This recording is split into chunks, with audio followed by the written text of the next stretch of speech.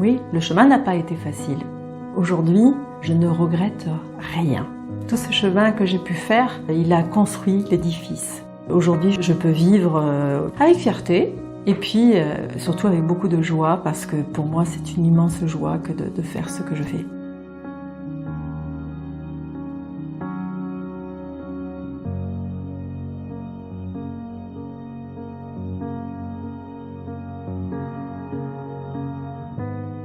Le cheminement ne s'est pas fait d'une façon innée, même si j'ai appris très tôt que j'étais médium, puisque j'avais ma grand-mère qui venait, j'avais 8 ans, elle était morte, elle était décédée, j'avais à peu près 4 ans, et elle venait s'asseoir au bord de mon lit, me caresser les cheveux pour me faire patienter, parce que j'ai toujours été une lève-tôt. Et bien tout ça s'est passé inaperçu dans ma vie parce que je pensais que c'était complètement naturel, je n'en parlais même pas à mes parents. C'était quelque chose qui faisait partie de moi.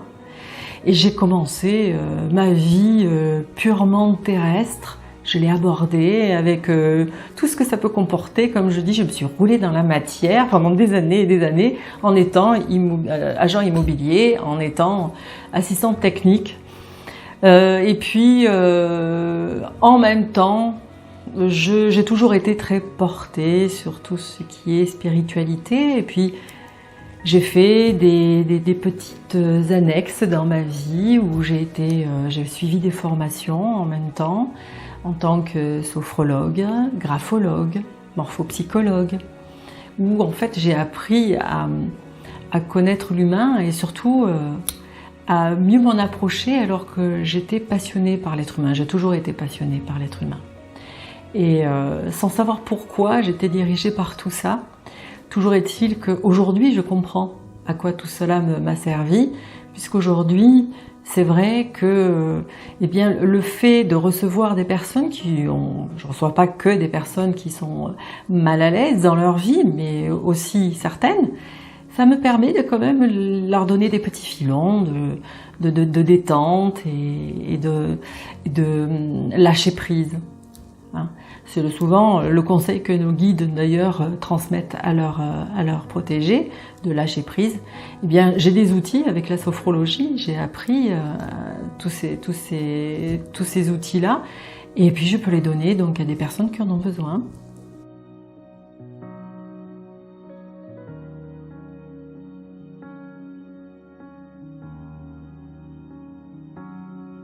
J'ai fait un long cheminement sur moi-même parce que je pense comme beaucoup de personnes, au départ d'une vie, c'est toujours très difficile de se cerner, de savoir pourquoi on est fait. Et effectivement, toutes ces formations que j'ai pu faire, je savais bien que ça tournait autour de l'être humain, mais je ne pensais pas que ça allait pouvoir se tourner vers la spiritualité. Et puis un jour, je faisais des cartes, je faisais de la voyance, sans me sentir vraiment à ma place dans la voyance, parce que c'était pas vraiment ça. Et un jour, j'ai rencontré une personne qui m'a mis en lien avec ma guide, qui est Sainte Thérèse d'Avila. Et de ce jour-là, toute ma vie a été complètement transformée. Alors ça ne veut pas dire que ça a été le gros miracle à l'instant même, d'un claquement de doigts. Mais j'ai appris à travailler sur moi, j'ai appris aussi beaucoup de choses de moi. Elle m'a appris des vies antérieures que j'avais pu avoir qui me permettaient surtout de comprendre pourquoi j'étais comme j'étais, avec des peurs, avec les rencontres que j'ai pu faire dans ma vie et ce qui a pu me nourrir en fait, ça a pu me nourrir et du coup, bien sûr, il y a eu des obstacles. Bien sûr, il y a eu beaucoup de peurs. Je crois que les pires obstacles qu'il y a pu y avoir, c'était les peurs. Les peurs d'affronter réellement ce que j'étais et surtout d'aller au-delà de mes possibilités, de ce que je croyais être mes possibilités. Vous savez, je vais vous faire une petite confidence. Quand on me demandait de me résumer en quelques mots, je sais que c'est pas bien, maintenant je le sais, je ne le savais pas à l'époque. Je disais, je ne suis bonne à rien, je suis moyenne en tout. Et je me suis aperçue que tout ça, c'est simplement des croyances que l'on se fixe. Je suis bonne à rien, Quand on dit je suis bonne à rien, c'est qu'on ne se donne pas le droit d'aller jusqu'au bout de ce que l'on est. Et grâce à ma guide, et grâce à tous mes efforts, parce qu'elle me le dit souvent que oui, elle était là pour ça, hein, un guide c'est là pour ça. Mais c'est vrai aussi que j'ai redoublé d'efforts. J'ai été très très patiente aussi, parce que j'ai dû attendre de nombreuses années. J'ai dû concilier ce travail d'assistante technique et en même temps de faire quelques canalisations pour me faire la main, pour apprendre petit à petit, avoir de plus en plus d'assurance, être certaine que tout ce que je donnais aux gens n'était pas de l'invention, on va dire, parce que je suis une médium inspirée, c'est-à-dire que je fais de la télépathie avec les guides, et du coup je recevais des messages qui me venaient de je ne sais où. C'est pas que je les entends, c'est pas comme les souffles à l'oreille, c'est que je reçois comme si j'avais un écran intérieur, je reçois des images, des scènes, je reçois des idées, et je m'aperçois que les idées que je donne, je me suis aperçue au fil du temps, il ne m'a fallu beaucoup, je me suis aperçue au fil du temps que le fait de dire, de se faire confiance, et de dire ce que je recevais, tout simplement, sans essayer de mettre le mental, de chercher à comprendre, eh bien je me suis aperçue que ça correspondait à l'autre, et que c'est par ce biais-là que j'ai appris petit à petit à dépasser toutes mes peurs. Alors je ne dis pas que j'en ai plus, loin de là, je sais que j'en ai encore pas mal, je crois que c'est ce qui nous fait avancer aussi, hein, tous ces doutes qui nous permettent aussi de nous remettre en question et d'apprendre encore et toujours. Mais oui, le chemin n'a pas été facile. Aujourd'hui, je ne regrette rien. Tout ce chemin que j'ai pu faire, je sais qu'il m'a apporté, il a construit l'édifice. Qu'aujourd'hui je peux vivre avec fierté et puis surtout avec beaucoup de joie, parce que pour moi c'est une immense joie que de faire ce que je fais au quotidien. C'est un grand plaisir.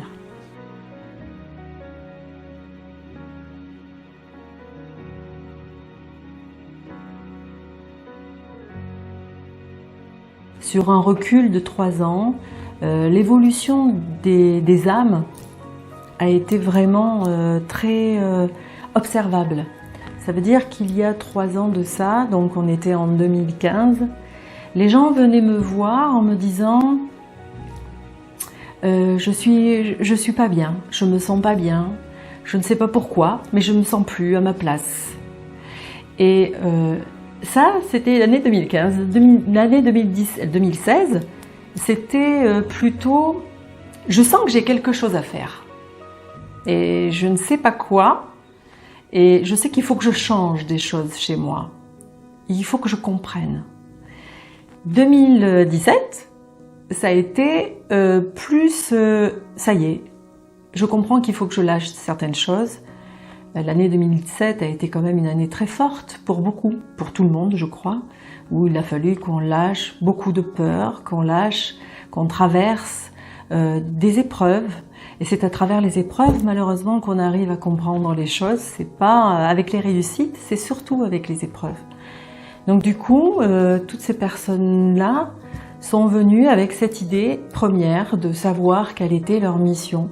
Parce qu'aujourd'hui, 2018, c'est réellement l'expression de l'âme. C'est vraiment, les personnes qui viennent ici sont vraiment dans la recherche d'exprimer ce qu'ils sont dans leur pure vérité, dans leur pureté. Et bien à travers la connaissance de leur guide, ils arrivent à trouver vraiment des réponses. Parce que les guides sont des êtres tellement dans la compassion, dans l'amour inconditionnel. Il n'y a pas de jugement. Qui que vous soyez, quoi que vous fassiez, ils sont toujours là, ils ne vous lâchent pas. Et ils vous tiennent. Ils vous tiennent avec leur amour, avec leur puissance, avec leur force, parce qu'ils sont puissants et forts. Et puis je crois que c'est leur amour qui est puissant et fort. Et ce qui fait que nous humains, c'est ce qui nous porte un peu, quoi. L'amour. Si on ne se sent pas aimé, on n'est pas heureux. Et quand on se sent aimé, quand on se sent soutenu, on a plus de courage à affronter les choses.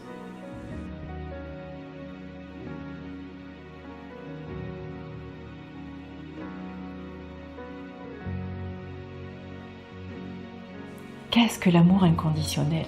C'est tout l'inverse de notre amour. Nous sommes dans l'amour conditionnel. Ça veut dire que vous n'aimez pas quelqu'un qui vous a fait du mal, vous n'aimez pas quelqu'un qui est à votre sens quelqu'un de mauvais, alors que l'amour inconditionnel englobe tout. Ça veut dire par là, je veux dire par là que avec l'amour inconditionnel, tout est acceptable. Il n'y a pas de jugement. C'est un amour, j'ai été une fois touchée par cet amour inconditionnel. Je donnerais très très cher pour pouvoir le retoucher une fois. Et mes clients qui viennent là sont parfois touchés par cet amour inconditionnel pendant la séance. Et c'est merveilleux parce qu'on a des émotions qui montent et on se sent rempli d'un amour qui est nourricier, qui est immense. On a l'impression que ça sort de partout, par nos pores, par notre cœur, par nos yeux, nos oreilles, par tous nos sens. Et c'est vraiment quelque chose qui vous transporte. Cet amour inconditionnel n'a pas d'attente. Il est juste là pour vous accepter tel que vous êtes. Et simplement vous montrer un chemin, celui qui va vraiment être dans la résonance de ce que vous êtes.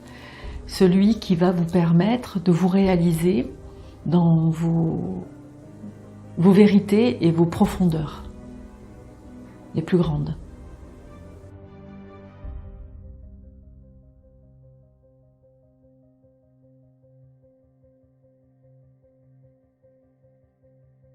L'évolution spirituelle dans l'humanité promet de grandes choses. Aujourd'hui, le taux vibratoire de la Terre est en train de grimper. Aujourd'hui, nous montons tous notre taux vibratoire, d'où l'explication que beaucoup de personnes se sentent pas forcément bien. Elles sont parfois très fatiguées. Elles sont parfois dans un mal-être avec des souffrances qu'elles croyaient avoir complètement réglées et qui ressortent. Eh bien, en ce moment, c'est tout simplement parce que ce taux vibratoire est en train de monter et que l'on doit épurer un maximum de souffrances qui nous appartiennent soit de notre passé de cette vie, soit dans notre passé karmique. Et alors, il y a des moyens pour essayer de justement se débarrasser de tout ce qui tous ces scories de nos vies passées avec l'hypnose karmique ou avec de la kinésiologie ou avec des soins pour couper des liens. Toujours est-il que cette humanité est en train de bouger, on est en train de monter vibratoirement beaucoup plus qu'avant, tout simplement dans le but d'être, plus on va être haut vibratoirement, plus on va être en possibilité de se connecter à toutes les autres dimensions qui sont plus hautes que la nôtre actuellement. Ce qui veut dire que d'ici quelques décennies, je ne sais pas combien, mais en tout cas d'ici quelques décennies, c'est prévu que nous puissions tous faire ce que je fais. Vous pourrez tous communiquer avec vos guides comme je communique avec eux. Vous pourrez tous être dans la possibilité de faire de la transmission de pensée, de faire des communications avec tous les mondes. Parce que là, je vous parle des anges, des archanges, des guides spirituels et des maîtres ascensionnés, mais il y a d'autres mondes. Il y a d'autres mondes tels que les élémentaux, c'est un autre sujet, mais c'est vraiment, on est très entouré. Ça fourmille.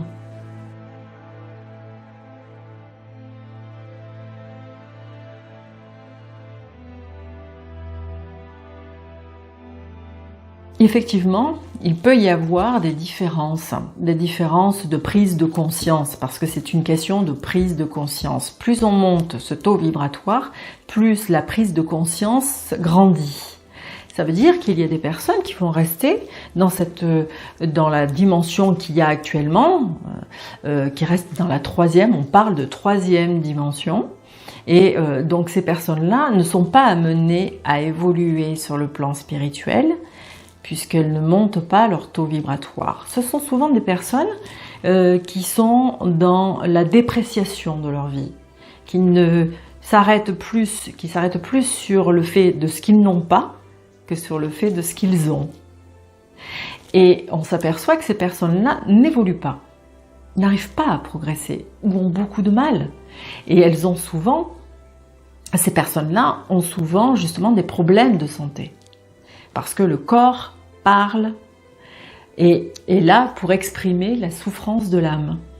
Et plus on avance dans cette spiritualité, plus on va pouvoir prendre un champ de conscience grand, plus on va pouvoir s'amener à cette 5e dimension dont on nous parle aujourd'hui, qui nous permettra effectivement de progresser et d'être plus dans le beau, dans ce que l'on a, être dans l'instant présent et profiter de cet instant présent pour pouvoir construire notre demain, plutôt que de rester basé sur notre passé et pleurer sur notre sort. Ça nous retient, ça nous laisse dans cette 3e dimension.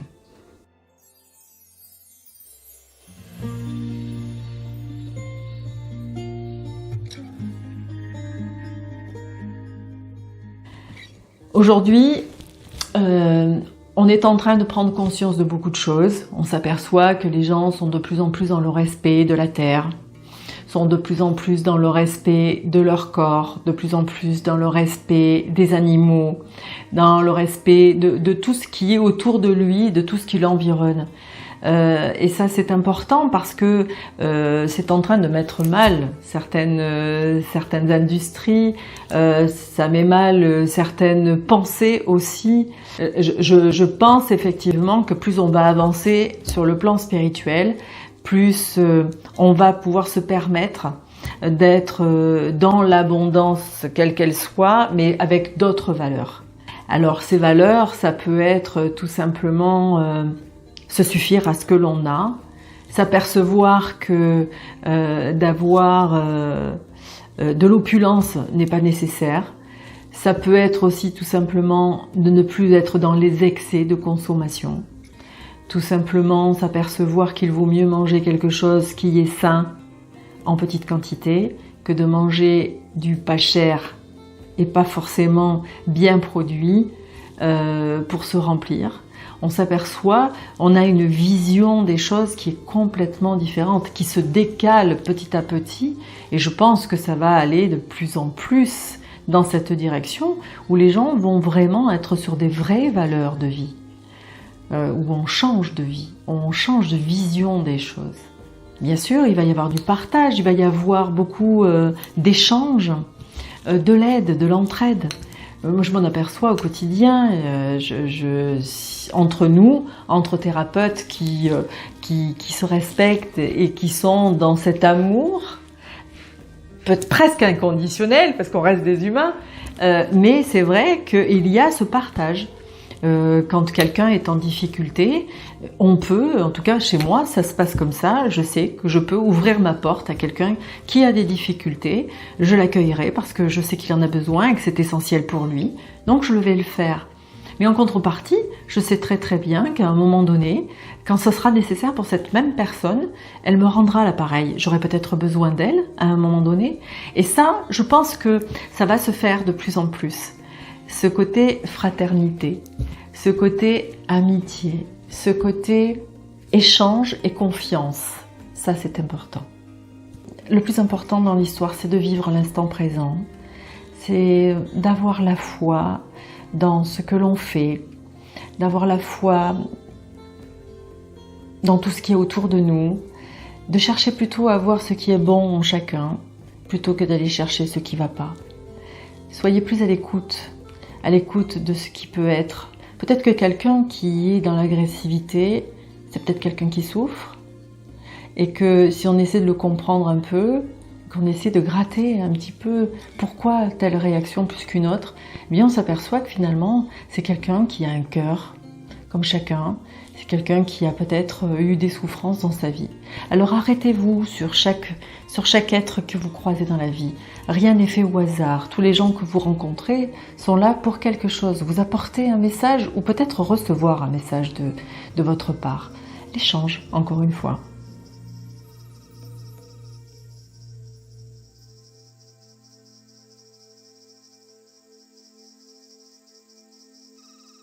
La réincarnation, qu'est-ce que c'est? Eh bien, tout simplement, c'est une succession de vies que notre âme a pu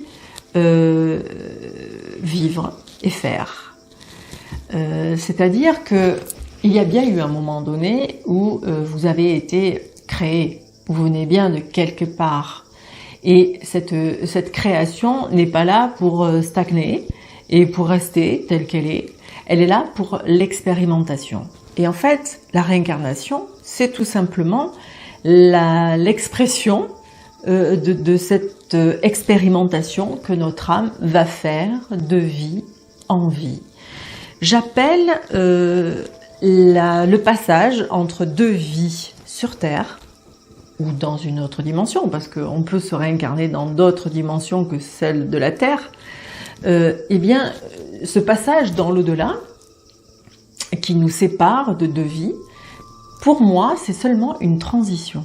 Ça veut dire par là que dans cette transition, on va devoir faire le bilan, peut-être, de ce que l'on a fait juste avant, dans cette ancienne incarnation, cette dernière incarnation, ou dans d'autres incarnations que l'on a pu passer, et en tirer des conclusions, et voir ce qu'il y a à travailler, voir ce qu'il y a à comprendre, voir ce qu'il y a à dépasser aussi dans cette autre dimension.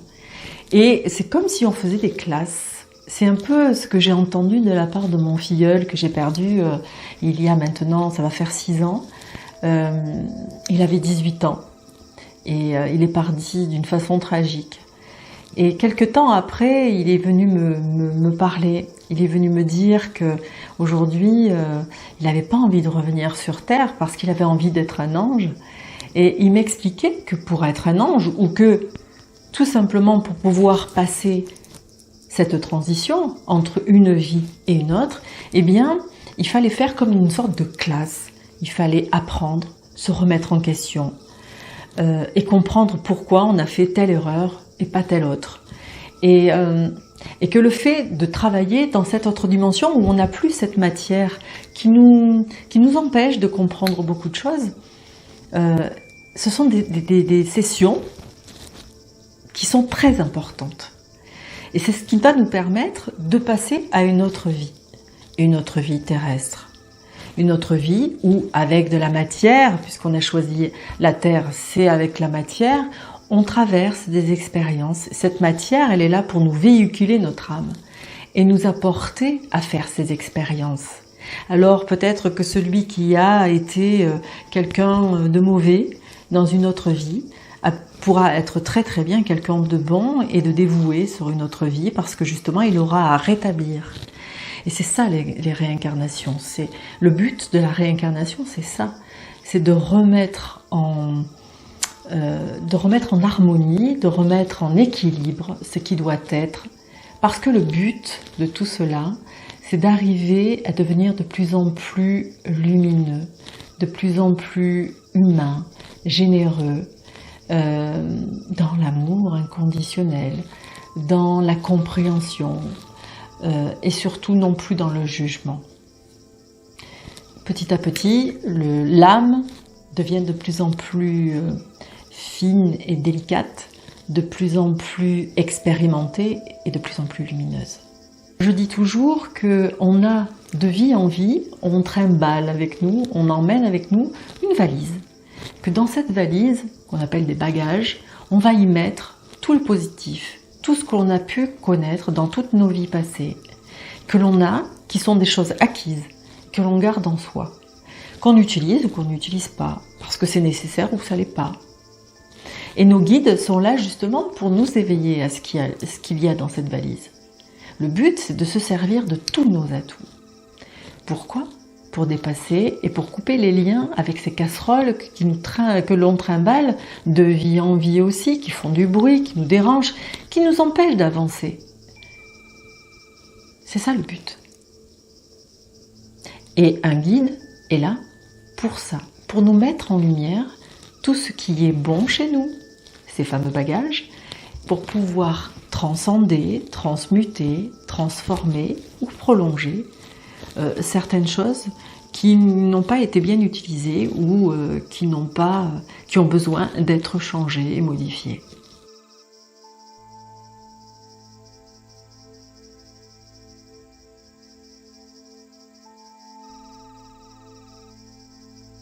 C'est un message collégial de tous nos guides qui sont là autour de nous aujourd'hui. Ils veulent vous faire passer le message que ce qui est important, c'est d'être dans son cœur, centré dans le cœur. Rester vraiment centré par rapport à ce qui vient ici. Vous savez, on parle des chakras et chaque chakra a une importance pour un équilibre en nous, de nos énergies. Eh bien, là, les guides sont en train de vous parler de ce chakra du cœur qui est celui qui doit commander tout le reste.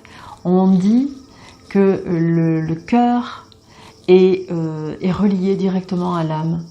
Alors ayez du cœur et vous aurez une âme magnifique.